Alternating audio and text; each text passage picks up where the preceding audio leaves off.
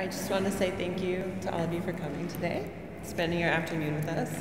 Thank you, Sandra. Thanks for coming too. I appreciate it.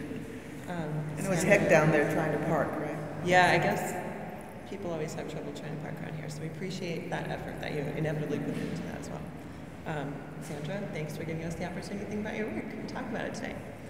I guess one question that I thought might be a good place to start, given Anna's work on pattern and decoration, your history with the same movement, if you could start us off by telling us a little bit about your historical relationship to pattern and decoration, how you kind of became aware of it, how you became aware of its strategies, related artists, and how it kind of inflected your work at this time, what pattern and decoration means to you.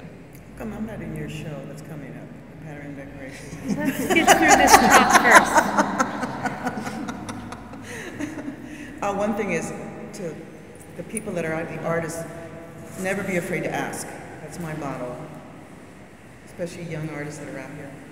Be like a cat. It's never be afraid to ask.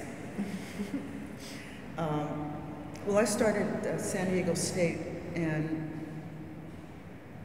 I guess part of it was when I was talking to you earlier about pattern and decoration. Part of it was when we started naming the artists. A lot of the artists that I called out were women, which doesn't always happen. You don't always hear, you start talking about Jackson Pollock or Jasper Johns or whoever it may be, but you don't start talking about Joyce Kosloff or Cynthia Watson or Miriam Shapiro. So these were, Kim McConnell happens to be a man. That was the only one that I had named. So, and I guess I'm a feminist. I mean, I was brought up in that period. I'm a baby boomer, so that was part of my sensibility. And I grew up in a family with 3 brothers, so I was the oldest girl, so, and a double standard in a Mexican-American home, so that's always been a battle for me. But I think the painting, it was in San Diego, and I had a teacher. A lot of the teachers in San Diego were working with patterns and a lot of color and very formal teachers. Everything was formal, but in a subtle way. We weren't forced to make charts, like colored wheel charts or, you know, grade charts. We actually painted on the paintings themselves. And a lot of my teachers were very bold with painting and pattern. And one teacher in particular named Pat Colley, who was came from back east, would do striping tools. So I started using his patterns, the stripes that he used, and the designs he used. And then more people just started creating that kind of art. It was sort of a subtle way for me. It was kind of subliminal, I think, the way I started to create patterns. Because I was trying to figure out what kind of style I wanted. Because when you're in school and you're learning from your teachers, it's one thing, but then how are you going to paint it? What are you going to make? And I started by making playing cards. I used playing cards, and that was already a pattern. I also used the grid. I used to have a very loose grid, but maybe more abstract expressionist grid, but always started off with some kind of a grid, horizon lines. And then started to look at Japanese designs, Native American designs. I'm from Arizona, so a lot of my designs were influenced by pottery or tapestries or rugs from Arizona, also from Mexico, the Mayan designs and the Aztec designs. I started looking at those things because they were part of my upbringing. They were around me. And the colors were around me too, those very bold colors that I use were there, especially living near the Mexican border. You see those colors, the way people paint their homes and their fruit carts. And now they do it here, and I see those in Santa Monica. I see some homes painted really bold all of a sudden, and people were complaining that they didn't want to see purple houses or pink houses in Santa Monica. And I was like, what are you guys doing? This is not American, you know?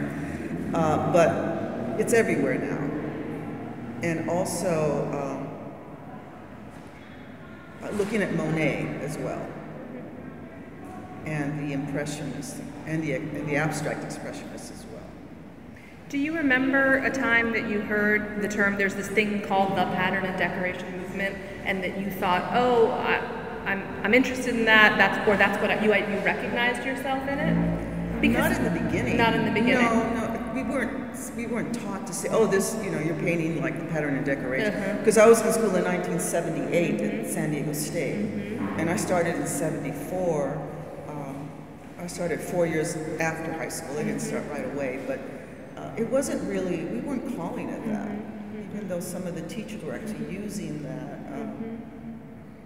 We were just making art, and I was just learning how to, the dry brush technique, and the dirty brush technique. It still teaches you how to mix colors, so it's very much about color and how color works.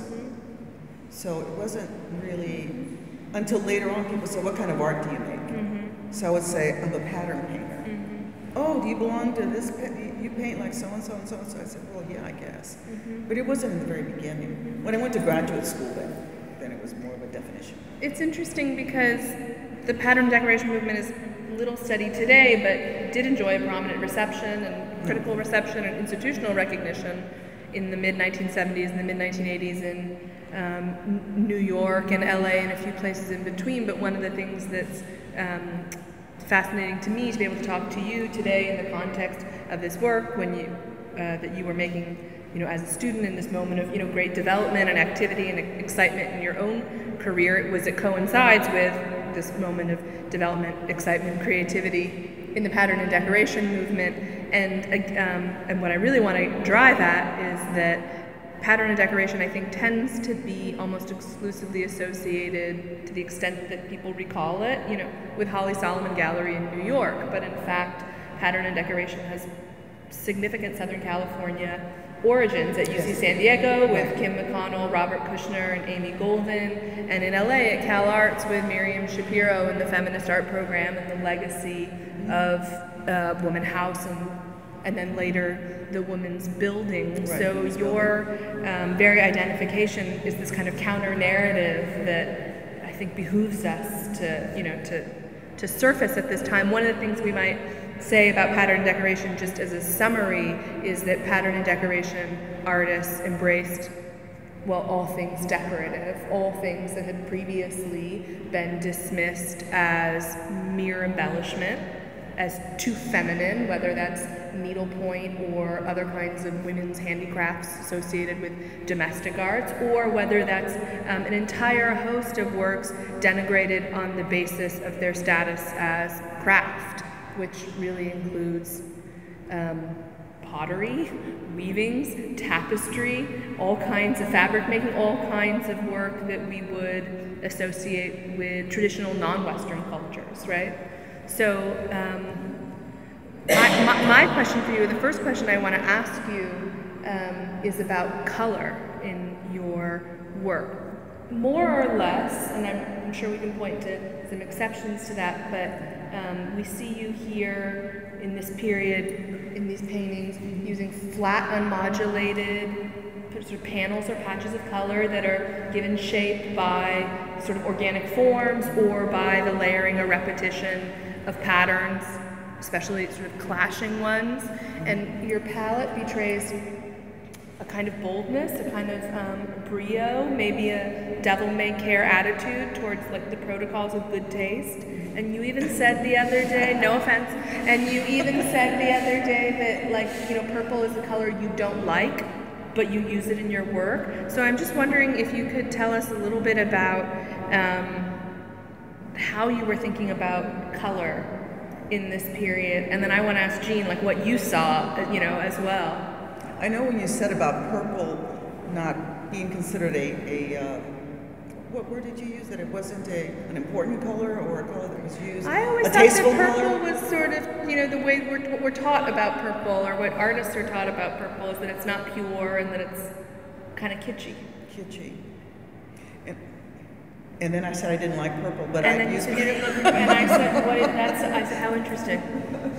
And I'm looking at my new paintings right now, and I'm on my third series. I moved downtown in '99, and I had one series, and I live on Long Beach Avenue, pretty close to here. And then the next, in between series, I had it at Vincent Price Museum, and that one was a lot like these paintings. I did unstretched canvases. The first series was canvases, and then I went to just the original, just like this, no mixed media, just the original paintings. And the new series is on panel and canvas. And I have 4 new paintings, and 3 of them have a lot of purple. A purple, but like maybe magenta, which is, you can get away with magenta, right? That's not really purple. But it was kind of a rebellion, and remember that was the punk movement too, in 78, 79, that was the punk period. And I'm a rebellious person by nature, just because I was always trying to fight those double standards as a kid, so that's kind of, rebellion has saved my life. So, and I was taught, somewhere I learned about dissonant colors, which is part of color theory, and I thought, okay, so if I use dissonant colors, I use that term, and I had music appreciation to dissonant tones, then they're going to make some sense because they're fighting with each other. But then, as I said, I was also taught that you can't have chaos in a controlled canvas. If it's a frame canvas, you can't have chaos, I was taught that. You mean it would be impossible to achieve that, or one shouldn't pursue it? It would be impossible to achieve chaos. This is, a teacher said this to me. It's not necessarily the truth, it's just his truth. Was, you can't, like, I guess like the raft of the Medusa is not chaotic because it's a frame. It's a frame. I mean, that's pretty much what it is. But it was a form of rebellion, and those were the colors that were around in San Diego, and it was the palette. Because, and also because I am a design, I love design, two-dimensional design. I love designing things. I think of things as almost like a collage, like I'm actually physically putting the shapes on the canvas. They come out in my head. It's like the car windshield. And then the stuff just starts moving dimensionally in my head, and it goes onto the canvas. The shapes start to actually form, so they're dimensional. They're almost animated to be the forms that I'm going to glue onto the canvas or paint on. But and then once the oxygen hits them, it's not the same. That's what I find. Is the ideas are in here. They hit the oxygen, they go onto the canvas, they're not going to look exactly the same. As they did in your head. As they did in my head. Or some will, but then I always change it. I have a friend that says, you always F up the canvas because, it looks a certain way. And he said, you always mess it up by changing it. It's because it's a living thing to me. And sometimes as I'm working, and then maybe I'm working on it for a few months, and I leave it alone, come back, it's just stating. And it's finished sometimes. But it is a form of rebellion, those colors. But they were the colors that were around. And my instructors used the seafoam green. I love that color. I didn't start using seafoam green until I moved to San Diego. But then you've got Miami Vice, too. Everything is connected. Miami Vice, The Big Chill. You guys are too young, some of you, if you know what The Big Chill is. The movie? The movie? Yeah. That palette, the soft pinks. It was everywhere because art is connected to everything. Is that what you saw, Jeanne? That this were sort of Southern California landscapes, like through the windshield onto the world, I guess? I guess not necessarily until Sandra and I started talking, and the issue of landscape in particular. I mean, there's maybe a kind of general feel of landscape that one gets, looking at a work like this one, first one Long Beach, and Borders 2 over there, the framed one. It is very much like a landscape.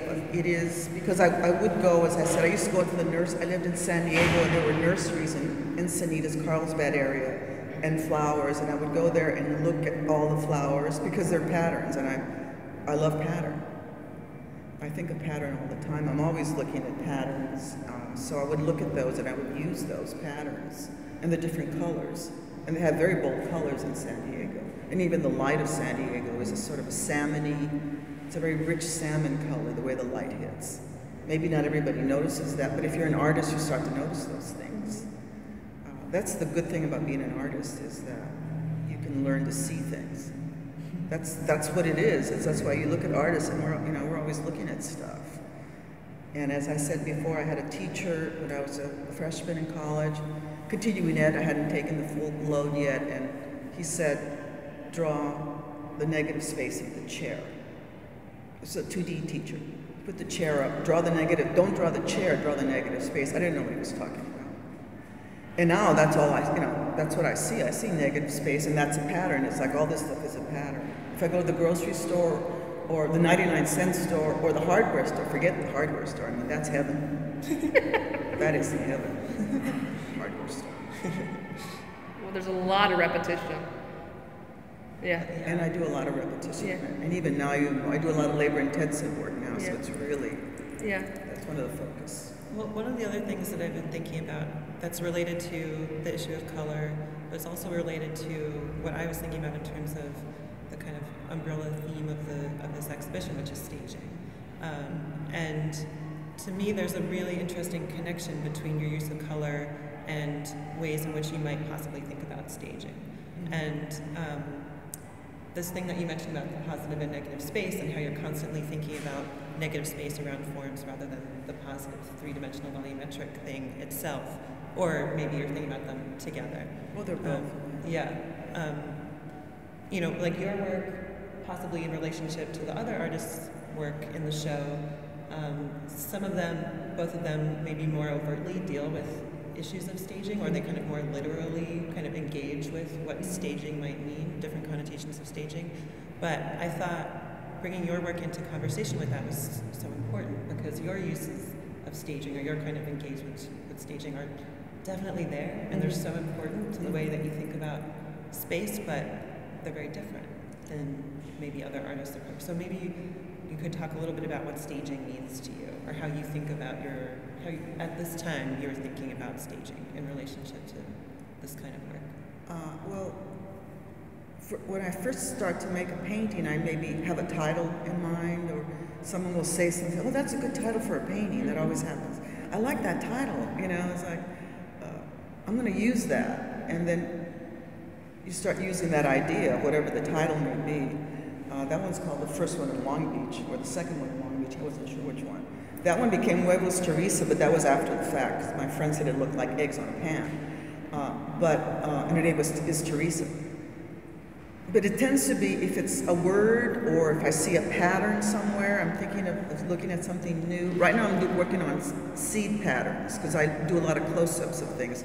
These are close-ups of some kind of microscopic form that I saw in the National Geographics. And I first did a drawing, a black and white drawing, and then I used them on here. And I used them again in 1994 in a smaller version. So I look at close-ups of things, and I think, okay, I'm going to use this. And then I start finding other things that match that. Or if I'm looking at a pattern or some kind of design. I have a lot of pattern books, a lot of design books, Japanese emblem designs. I've been looking at Native American designs. I have a lot of books that I look at, and I'll take something from that book and use it. And I use projectors as well, and overhead projectors.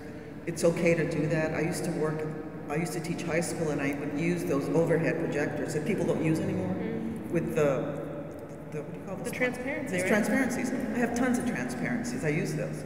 And it's okay to use that stuff.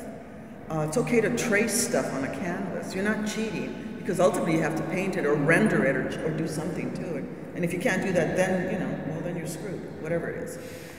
But I would have this administrator said that wasn't real art. So where was it written in the standards that you could use that? But you can use that, it's in the standards. So it's okay to use projectors and whatever you can to make your art. You're not cheating. You know, I think you kind of know when you're cheating yourself, I guess, too. You know, I don't know. It's actually kind of up to you what you do. But I do kind of stage, I set it up, I guess, and think of it that way, as a stage. And if I'm looking back, some things are like, that's almost like a stage over there. And I do look at buildings and through the windows and see what staging is like. And as a kid, I danced, so I would look at, that's a memory of being on a stage and how things get like put on. So it's a physical thing. So it is staged or applied, I guess, almost like collage, even though it's not a physical collage. It's a mental collage, I guess. And also the stuff that's happening in my eyes. It's the way I see the world, too. We talked about I talked with you that there's a term, mouche volants. I don't know that M-O-U. C-H-E-S, volants, V-O-L-A-N-T-S. It means flying flies. Mouches flies. Anybody speak French? No? Volant is flying, volando, you know. Moscas in Spanish, moscas volando would be in Spanish. And it has to do with the floaters in your eyes, and Monet's pink haystacks began because of this flying flies. Because you're looking at, the sun is hitting the vitreous humor, the fluid, and it refracts the light. So that's why you have pink haystacks. It's like the rainbow effect. So it's the light hitting the fluid. And that's a very personal thing. The stuff is only happening here and there. It's very personal, very intimate thing. So someone will see a pink haystack, someone will see something else. And I'm also a big fan of the color wheel and complementary colors. That's why things are like that too. If there's a green, there has to be a red. If there's a purple, there has to be a yellow. If there's an orange, there has to be a blue. That's how I think. It's like, oh my God, and some of those don't really have that as much. This one does have the green and the red. I'm even more literal now than I was. This is done in 1980, so I was only 28 when I made this painting. I was a kid. I can't believe that. This came together probably like 3 weeks. I was in graduate school when I did this painting, that one too. And we used to have to do paintings every two weeks or so. So it was a lot of work, and I can't even believe that I would do these paintings. Can we talk about how you leave the paintings unstretched? I assume that there's some basic condition of just economy there, but for a lot of P&D artists, to leave a painting unstretched was to pointedly call up associations or affinity with other kinds of fabrics in the world, right? To remind us, like first and foremost, that canvas is a woven fabric, and that it could and should, you know, for these artists be associated with clothing, with weaving, with tapestry, with other textile art, or more mundanely, more domestically, in a often more specifically feminist set of associations, to call up associations with dish towels or bed sheets or table linens or laundry drawing on the clothesline, or just the sort of whole range and source of fabrics with which we have intimacy in our lives. So can you say a little bit about why you left your paintings unstretched? First, it was because I didn't want to make stretcher bars. I had to paint a lot, so I started doing them unstretched to begin with. Because in those days, I was taught how to make stretcher bars. I don't know if people do that anymore or not, but I was learning how to make the perfect stretcher bar. The Pennsylvania Academy of Fine Arts, you do, right? Yeah, I mean, it just depends on what kind of instructors you have, you know. And then I needed to paint. I wanted to paint faster. And so I started doing them unstretched with the idea of stretching them later, but then I liked the way they looked. And because I was looking at so many books on quilting and tapestry, especially East Indian tapestries, and the Native American ones as well, I thought, well, gee, I mean, they look great just like that. And then I like the way they hang because they become an entity. They're a thing. They're an object. They're not just a painting. It gives them a little more of an identity of their own. It's not just an image. It's not just an image, it's a thing. And then this one is painted on the back side, on the reverse. That was just for weight. Even though it has a design on it a little bit, it was just for weight to make it, because sometimes if they're too thin, they tend to curl up a little bit. Oh, the paint actually weighs it, just gravity. Just gravity. That one's really heavy. That's heavier because of the paint. And it's also Mexican house paint on the back, and then some in the front. I went to Guadalajara in 1981 with a friend who was going to be a technical ceramicist and build kilns in Guadalajara. And it was a place where they're always building the kiln, but it never gets, you know, it's like they always have a new white man come in to build the kiln. So my friend, it was like the great white man comes in to build the kiln. That's my friend Eric was. And you know, it's always broken, and they always fix it, and somebody's always fixing the clockworks, and that's where we went. But I had never been there, and I saw those colors, and he sent me those colors from Guadalajara. So some of that paint is actually chalkier paint because of that. It has a different quality. the seafoam green and the blue, and the paint on the back is the Mexican house paint. So it has that, you know, that chalkiness.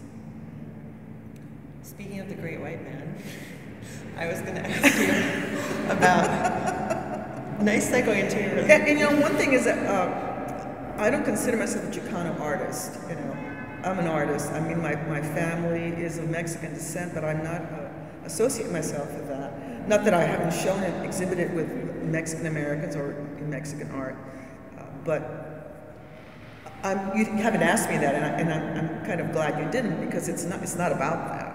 You know, I think that my work now is maybe more influenced by that because I've lived here longer. Downtown is very much a Los Angelino. It has the Mexican culture, different cultures, but my palette is becoming more Chicano-oriented. The Los Angelino color, really, which is very bold. The fluorescent colors, there isn't a lot of that. So, but it's not an ethnic thing with me in terms of, and I'm sure it's there, the boldness maybe, you know, is there. But what white man? I was going to ask you about your relationship to modernism, to painting and to modernist painting. And because some of the artists who we've talked about who are great influences on you are kind of associated with the great modern painters, you know, like Matisse. We can see some Matisse influence over there. He talked about German expressionists that you're interested in. And then, you know, like later painters, Frank Stella, Richard Diebenkorn. Right.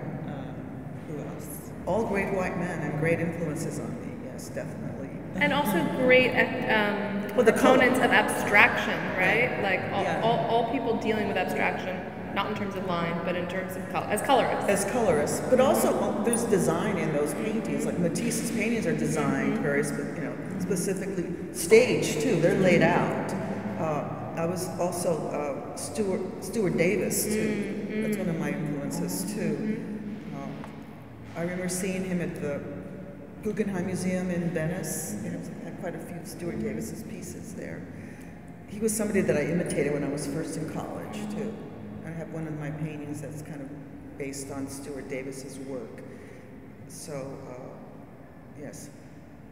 I mean, they are. I mean, they're. You know, I mean, those are the people that you're exposed to. I mean, one of the things that interested me so much about your work at first was how it felt like, you know, at times, Anna, you can correct me if I'm wrong, but pattern and decoration is talked about as kind of renunciation of the sort of Greenbergian modernist abstraction.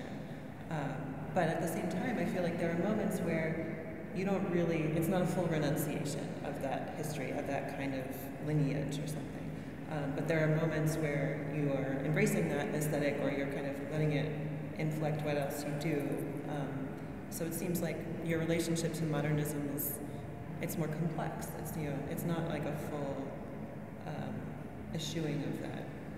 Well, I was taught about Greenberg, and you know, all those people that we were taught were gospel.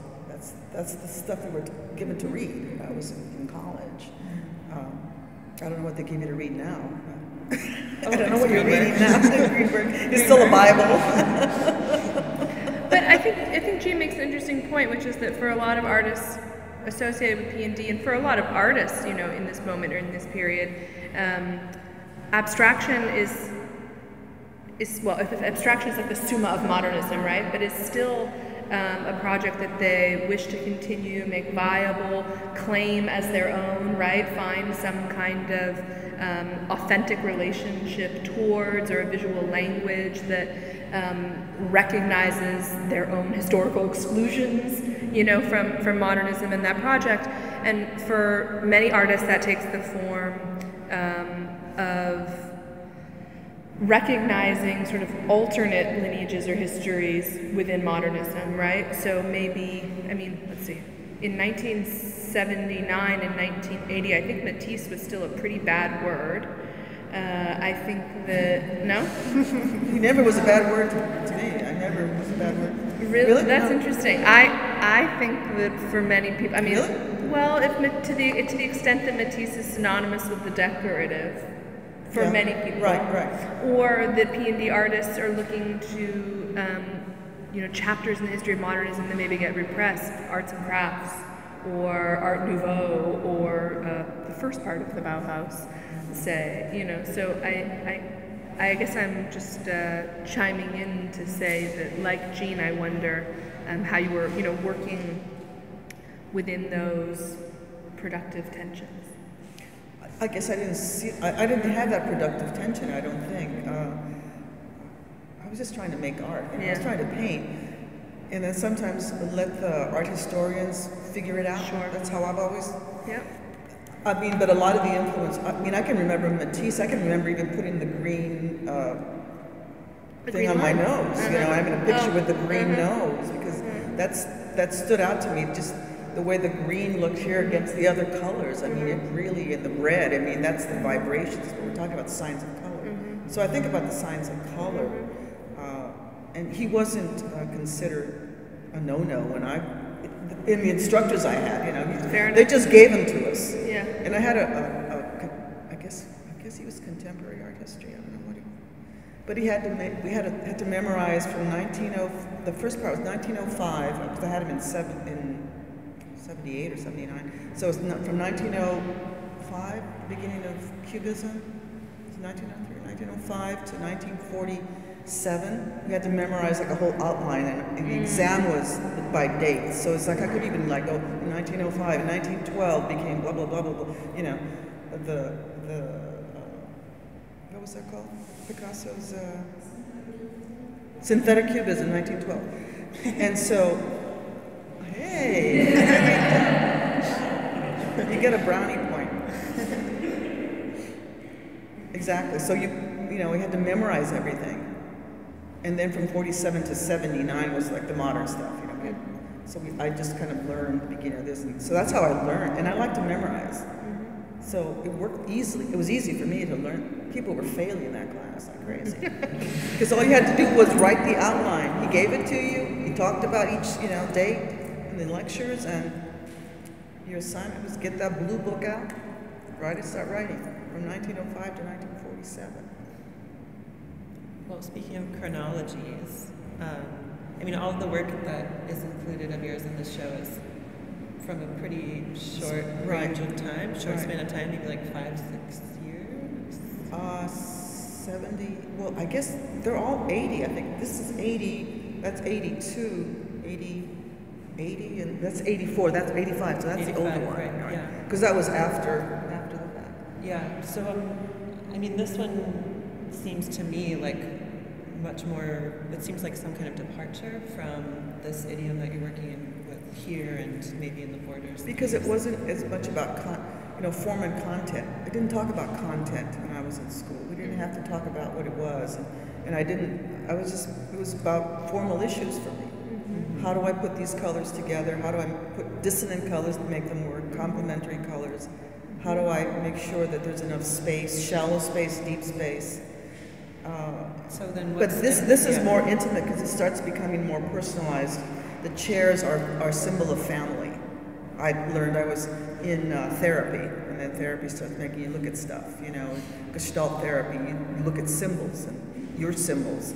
And I had heard that chairs were a symbol of family. So I was putting the chairs down, and the Z shape was something I had seen in the Native American pattern. And then another friend of mine was doing the same thing at the same time, which was interesting. Synchronicity with another friend who was doing the mirror image of those Z's. The other part is, I was looking at a lot of Indian art as well, and but it was more personal. It was definitely, and it is kind of a stage in a way, because I do think about those things, and I think about how viewers look at it. I was taught that. What is the viewer going to say about your work? How does the viewer, that's another part of the painting, it's the viewers, they're part of the conversation. And that painting over there, I always put a band on the side to keep you from going off the page. You can stay with my painting longer if there's a band on that one over there. And I do, my current paintings, they all have a band, pretty much. That's like a standard. I have a formula pretty much with my paintings now. It's horizon line and some kind of something that holds you from going off the page. You said that flattened the painting. I thought that, I was wondering if that was the purpose of that device. It was just to keep you with me longer. And that was from a teacher who said, if you want people to stay with your painting longer, put an arrow. And he would actually paint like he had a pencil, like you can use a real arrow, a literal arrow. It's okay to be cliche. That's one of my other things, was that always stays with me. Kitschy and cliche, I guess, is a good thing. Kitsch is a hard thing to define for people, I think. Because some people are kitschy without being kitschy. Is that poor taste? Maybe people that don't. Like Phyllis Diller, right? That was kitsch, but it was intentional kitsch. You don't know Phyllis Diller is. Like, who'd be kitsch right now? Well, there's kitsch and then there's also camp, right? Camp, I guess. Is Cardi B kitsch or camp? I don't know. I don't know. We should. I guess there's a question of intention there, right? Kitsch is non-art masquerading as art. Camp is kitsch that knows it's kitsch, or so says Susan Sontag. Right, that's true. Camp has like a performative element. Yeah, that's different. Campy is Is J-Lo campy? She says she's in drag. She goes in drag when she dresses up. Oh, that's interesting. She says that's her drag. When J-Lo is drag. Well, I want to ask you not about drag, but about being pretty and about prettiness. So, since this is work that you were making in your student years, I'm curious if you can tell us. That was not in your student years. This was. Yes. If you can tell us what you had been taught about about aesthetic pleasures in art, about joy or delight or the sensuous, or about making work that was pretty, and what you came to think, independently when you had the intellectual time. I mean, I never thought of my art as being pretty. I don't think these are pretty. I don't know. Maybe that one might be pretty. I don't know. It's kind of pretty because it's pink. And it has that beautiful flower. The flower is, and because I'm not a girly girl. I'm more girly now. That's been through practice. I was more, not that I was a butch, but I was. Is that probably not PC to say butch? I don't even know. I was more. I wasn't ladylike. It didn't feel safe to be more feminine, I guess. And that's something I worked on, being more feminine, right? And also maybe with the women's movement, maybe you weren't supposed to be that feminine. I don't know, but I am more feminine now. But I never thought about my work as being pretty because the intention was not to make it pretty. Was it to make it not pretty? Was to make it clash, to have these colors clashing as much as possible. So it wasn't meant to be pretty. How can I be more rebellious is really what it was. How can I make this be dissonant? That pretty much was the theme. And maybe now there's some of them they're a little prettier maybe. And I do a lot of, and now I do a lot of mixed media, not just painting. I do a lot of things, and I do things where I'm sewing beads and fabric together, and I do beaded gourds, which a friend of mine said, don't make things too pretty. A male friend of mine said, be careful not to make your art too pretty. These beaded gourds they're pretty. They're beautiful. And he makes pretty art. He makes these real dainty pattern paintings. I said, what are you talking about? Your paintings are pretty, buddy. They look like a girl made them. They're very feminine. And as I said, I had a friend that said that I painted like a man, and that was a compliment. And that was at this time? That was at this time. During a critique, a friend of mine said, gee, Sandra, you paint like a man. That's really good. What did you say back? I said, is that a compliment? I was like, I don't know. He's still my friend, but it was that kind of thing. That was a compliment, that I painted like a man. And I don't think these look like men. These don't look male, do they? Does it look like a man made this painting? Does it? I don't know if they look like a man or a woman or something else, or someone else painted them, but I think that they look like they are bringing up the decorative, and that they know, that they're aware, or they ask us to be aware, that the decorative has historically been denigrated. Again, on the basis of its association with femininity or with craft, or So that for me, the question is not necessarily the gender identity, but its place in a hierarchy, or its willingness to play with some of the binaries that have been institutionalized.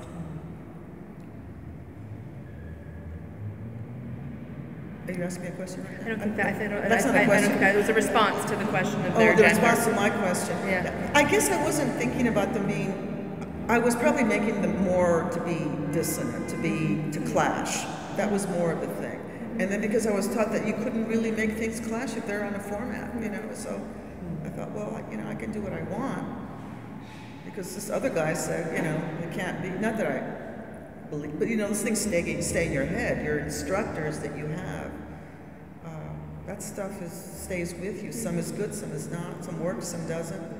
It all works, really. I had one instructor that said, his name was Dr. Krause at Cal State Long Beach, taught aesthetics. And we had a book this small, Fine Art from Plato to Modern Times, and it was only this big, the book.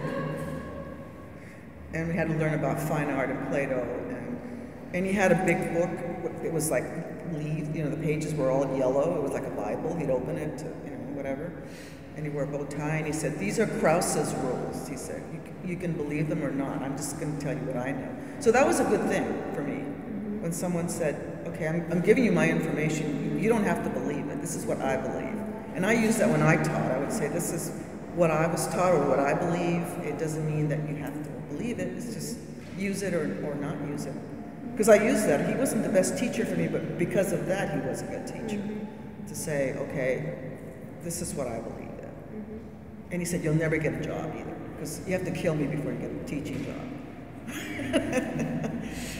Thank you, Dr. Krause. You'll never get a job until I die. I have one question about the practice of working on unstretched canvas. And I mean, obviously now, in the last at least 10 years, for some time, you haven't been working on unstretched canvas. And I was wondering wait, maybe that's not true. From 2005 to 2012, I did unstretched. Okay. Now I'm using panels, which I like, because one of the things too about this kind of work is that you work against the wall, and it's like, it has that strength, is you can do stuff to the canvas. It's sort of a support. When you have a canvas with just a canvas and the stretch, it doesn't have enough. It gives. It doesn't have. I like the fact that it's solid. And that's why I'm using panels on, because that's like working against the wall. And I can move the canvas and put it on the table, against another wall and work on it, not nail it just to the wall. So I like that. They're heavier, but I like that. So I kind of like that, what I'm doing now. But unstretched I still like them. I still really like the quality of an unstretched canvas. Like I said, it's something that's alive. What was your question? Well, I was going to ask when, around this time, maybe late 80s, when it kind of ran its course for you, or when you decided to abandon it, and why? Because I was getting comments from gallerists, I guess, and consultants saying, how am I going to sell this? Or how am I going to hang this? Or And that's why I put lattice on the back of the canvas. And then with these, I Velcro the canvas, and then I put a piece of lattice with Velcro so it sticks onto the canvas. The Velcro and the lattice are together. So it's almost like a tapestry that way. I like that quality. That's one of the ways that I solved the problem. But I like to push pin them too. I like the way that looks. I've used grommets. I've tried all kinds of things. Putting grommets works. Just push pins. I mean, the stuff will stay up forever with just push pins. But it was mostly, that kind of commentary from people saying, I can't show this work, or I don't think people will buy it if it's unstretched. I've had people buy it. I've had people ask me to glue it onto another canvas. I've done that. I've actually glued the unstretched to a canvas.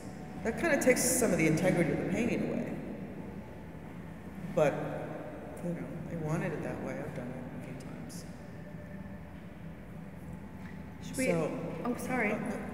I was going to ask if we should open up questions. We're a small enough group. We could have a pretty easy conversation, I think. 1912. Yeah, we could do Miss it reverse. 1912. We could shout dates at you, and then you tell us what they represent.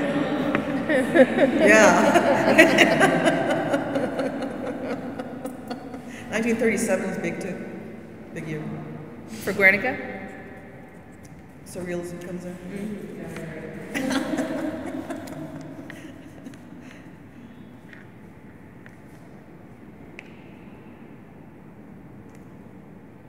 Are you students? No.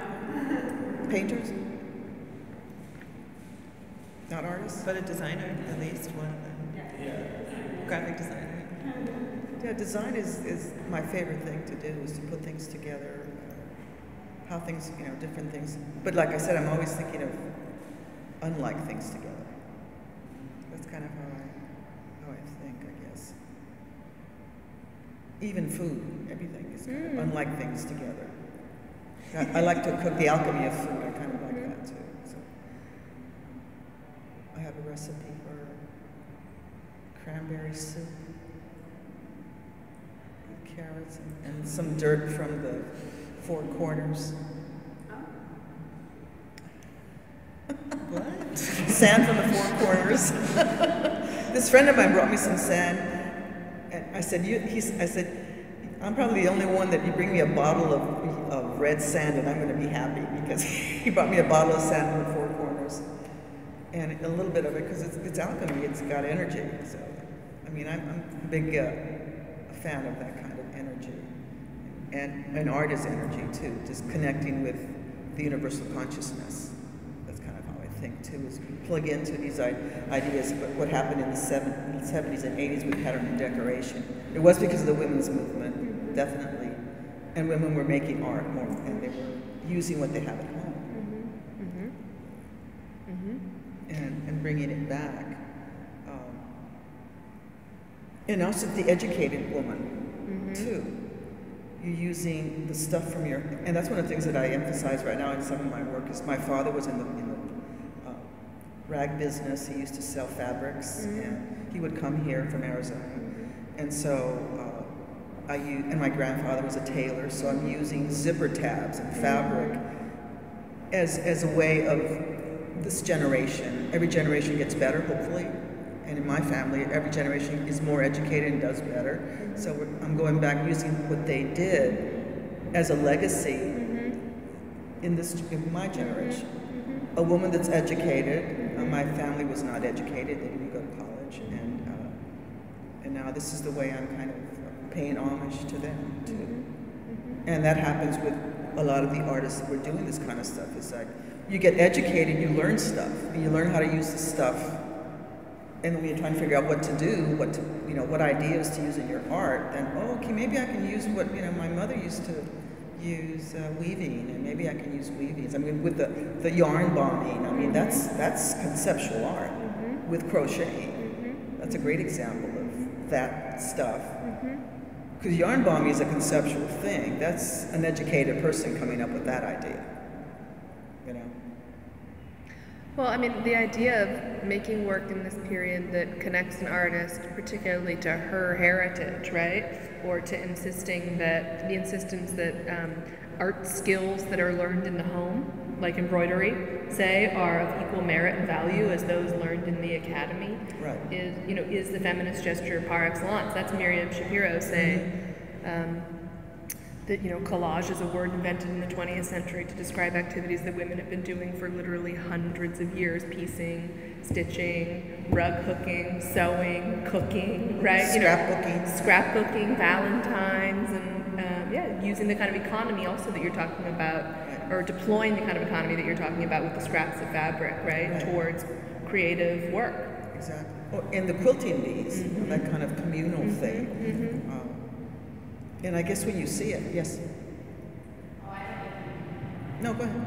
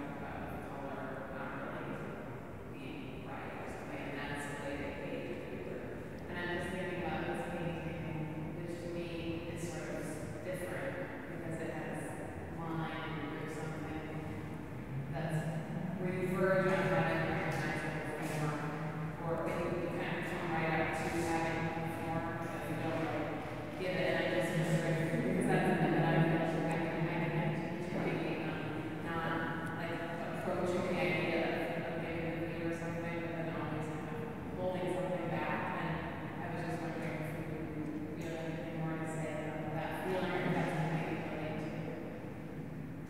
to. To not giving it all up, all away, you mean? Did what? To not give it all away? You're saying the mystery of it?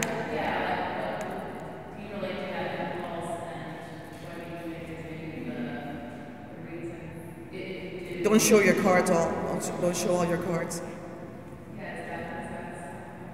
I guess part of it too is that I don't really like to use. I mean, I do more now, but maybe that was a real thing, a real chair. I didn't want it to look like a real chair because I thought, well, I can't really draw that chair that well, so maybe I better make it more like a design chair. There's part of that in there, but it is just that it's a silhouette. And thinking of the forms, because it didn't have to be the whole thing. And I also had a teacher that talked about that. And I wish he was here because I would love him to hear all this. He teaches in Vermont, but he talked about that it's just showing the passage of it. You just see some of it, or just showing a piece of it, like it's going off the page, that kind of thing. So I tend to do that too, is like maybe you only see part of it. In this case, they're not rendered, because they weren't supposed to be rendered. I mean, it was more about lines. And I was trying to figure out how to paint at that time, because that was 3 years, I graduated in 1982 from graduate school, and I had a hard time painting after that. Because when you're painting, like constantly painting, and that following year I did 2 paintings. And then I couldn't paint for a while. I mean, and so I was trying to figure out what to do. I didn't know. And that's an oil painting. And oil doesn't lend as well to being rolled up because it was crackling a little bit, and I actually repainted some of the pink so it needs to be refurbished now that I look at it. But I was looking at more symbolic things. I was being more personal with this painting too. And I kind of like the way, and I tend to do that. I tend to draw things and then leave parts, like you said, white it out and just see some of it so that you kind of draw your own conclusions. Because your eye will draw. That's one of the things I was taught to, let the viewer do the rest of the work. I'll do something and then I'll blank out part of it. I have a painting in that other piece from last year, or 2005, that it was called the Buddha series, and I was going to put Buddhas in every painting, and only the first painting had a Buddha, and it only had partial Buddha. I kind of blanked out part of it. So the Buddha's back there, because I was also taught that the Greeks paint everything. That's part of the reason why I painted the back of that, because even though you don't see it, or you don't see the lining, it still has to look good. Mm-hmm. So that's another aspect too, is it's there, it exists, like half the Buddha, you only see half the Buddha, but the whole Buddha's in there. Don't just draw half a Buddha, And in these things, well, you do see the chairs, and there was probably stuff under there. Sometimes, not this one as much. That one had a lot of different things that were covered. So that happens too. Or right where that stripe is, there's more pattern on there. It's not just the stripe. Under the stripe is more of that stuff. So I guess it is kind of that. Does that answer your question? Well, that also goes a little bit about what you're saying about the energy, right? I mean, just that the painting knows, or that it remains, even if it's not visible. Right. It's there. You have to put the lining in. You have to. You can't cheat. I guess the Greeks, I had a teacher said, be like the Greeks and make sure you cover the whole thing, do the whole thing. I think, well, I guess the Greeks used lining. I don't know. They made sure that everything was decorated, even the bottom, everything is done. You just don't leave it half baked. I'm so proud of myself. I was like, I haven't sworn. It's pretty good. It's not too late. Someone want to ask a really provocative question? No swearing, because generally something comes out. I'm pretty proud of myself. The paintings do the swearing, they do the talking for me. Yeah, they have a good FU attitude. Mm-hmm. That's part of it. It's not so much FU. I guess it's just being. But I mean, what does an artist do anyway? An artist, and you would know that. Why do people make art? They always have. They always have. I think that, I think you're born that way, really. I think that you're born being an artist. I think that I've always been an artist. I wanted to be a fashion designer, and I used to put on plays and fashion shows, and I would do a catwalk before I knew what a catwalk was. And so I still have that in me. I still want to do that. And so this is kind of like clothing in a way, too, sometimes. Weavings for your house, or they're great in condos. Big buildings are great for these paintings. Well, they look beautiful here. Yeah, they look nice here too. Yes, this kind of space lends to them very well. They need a lot of breathing room because they are alive. If you look at work, let it talk to you. I tell my students, well, what does it say? What do you mean, what does it say? Let it talk to you, see what it says. You have a dialogue with your paintings. I talk to them.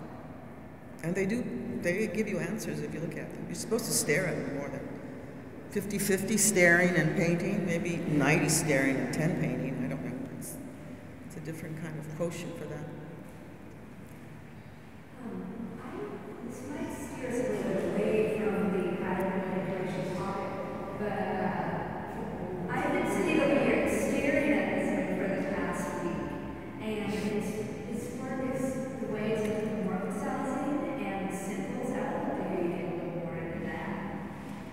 The symbolism?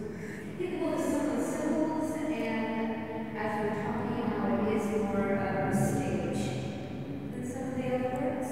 It's not the overall pattern, but it is usually some different layers and depths going on. I would love to hear you just talk in the early 80s, there was, I think it was actually the late 70s, like I would say 78, 79, there was a thing, a conceptual thing, I don't know, Elizabeth, if you've heard that, where people were saying chairs. You just say chairs. Chairs, there was a thing people were doing, they were saying chairs. Like in the supermarket or in an art opening? It was an art thing, yeah, it was an art thing. It was chairs. What hidden meaning did that have, or what was the connotation? It was something that was happening, that you were communicating with people, artists obviously. But I mean, you could say chairs to someone in the grocery store. But it sounds like it was like a shibboleth or something. Like if you said chairs, then someone would know you were in. The problem is we'll never be able to Google this because you can't Google chairs 1970. It was an experience that was happening. I think first it started happening when I was at Cal State Long Beach. It had to have been like 79, I think. That's when I started there. Like that's what the cool kids were saying? They were saying chairs. It was chairs. Okay. I don't know if you remember the thing about the couch. There was a book about that couch that went all over the country. There was a red couch that someone was moving throughout the country. It was like a performance thing, and then it was photographed. There was a book on the red couch. And it was at that same kind of time period, but it was earlier than that. So it was like, I guess it went from chairs to couch, maybe, because... So that's what that was from. It was from that conceptual thing, because, art is a fluid thing. It's not, it's always moving. It's spatial. So chairs. Maybe you can carry it on. If you leave here today, you can kind of resurrect the chairs thing and see what would happen if that would change your art, if you're saying chairs a lot. I'd like you to go to MOCA and say chairs the rest of the week. Yeah, well, I'm going to Trader Joe's later. Chairs. Do you have any chairs? And I like chairs because chairs are related to people, too. Yes, to the body. But it was part of the conceptual thing of chairs originally. And then I heard that chairs meant family. That means there's symbols of family. And some of those symbols were from Indian tapestry that I was looking at, some books. This is also supposed to be people like going. The thing is that there were people like traveling. I've been really staring at a lot of tornadoes. I've seen literally the stage, and those are the stage lights. I thought it was candles too. I like foot candles. Like a couple like real curvy bodies in there. Interesting. well, there was stuff underneath. There is stuff underneath there, some other stuff. And actually, I don't know if I'll say that now, but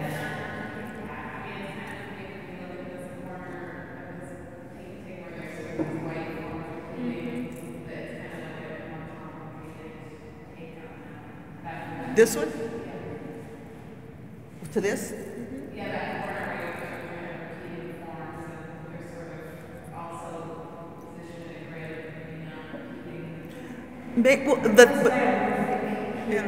It was more biomorphic overall landscape that is so vivid. And then there's just something so, I feel like this is it's pretty dramatic. it's different, and a lot of the paintings from that period, the mid-'80s, are like that. And even in the 90s, there was more like this. And I even did paintings in the early 90s that were actual fabric, because I had gone to England and bought all this fabric, and they're like sewn together, different kinds of fabric that I actually glued together. So I did a lot of that. I think that they may have been candles, but just recently a friend of mine passed away, and I was meditating on him. I was praying for him, I was thinking about him and talking to him.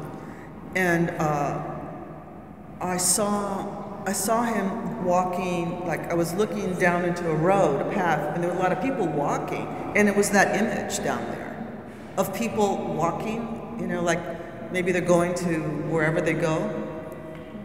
Maybe that was purgatory, they were going to purgatory, whatever you believe in, but this image is actually an image that I saw in my meditations a couple months ago. So I was looking at this thinking, wait a minute, that's what it's come back. Or maybe it's just finally come out, I don't know. Because when you make art, sometimes you don't see it right away, and then later on you think, oh my God, because this just happened to me, but this one that's what I saw in my meditation, was my friend walking like that. People like in twos almost. But I think that was supposed to be candles. It was almost like a birthday cake in a way, I think. It was because my friend, it's named after my friend Scott, and Scott did those same zigzags in it was like his major symbol that he used, but it was the reverse. He did prints, and he would have like red and yellow in the background of his prints, and then he would have that white zigzag, but the reverse. And it was happening at the same time. I didn't see it beforehand.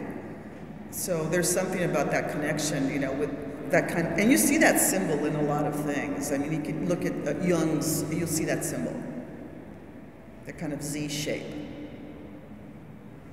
But it just sort of, I guess, morphed. I think it's an upside down M too, in a way. I don't.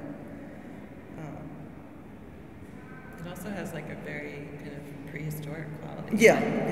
Because I look at cave paintings too, Pre-linguistic. things like that. Yeah, sort of. Totanic, yeah. I guess that's the idea, is they're supposed to talk to you the more you look at them. And then you bring what you know, right? Your experiences you bring to the painting.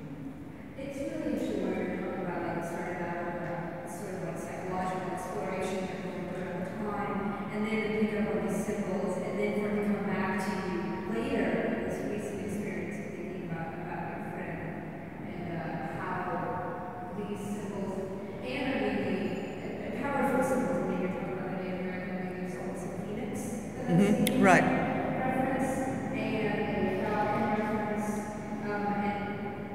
All those kind of layered on each other have that resonance. It's nice that we get multiple that back out. And it happens. I mean, I started using patterns that I've used before. Like I said, I used this pattern in the 90s again on a smaller painting. And I've used other patterns that I've used. I've repeated them.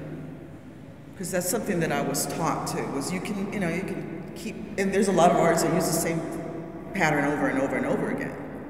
Yes, there are. That's kind of their thing sometimes. Or even Frank Stella with the Exotic Birds series using the French curve. That was one of my influences too. When I saw that show at Newport Harbor, or what's it called, Orange County Museum, Yeah. and they had the great big show, those huge paintings. My God, that was a mind blower. And the St. Francis that were over at Otis in the early, might have been late 70s. I'd never seen big paintings like that, huge paintings. Those influences were there. And I am using kind of more realistic things too in my paintings.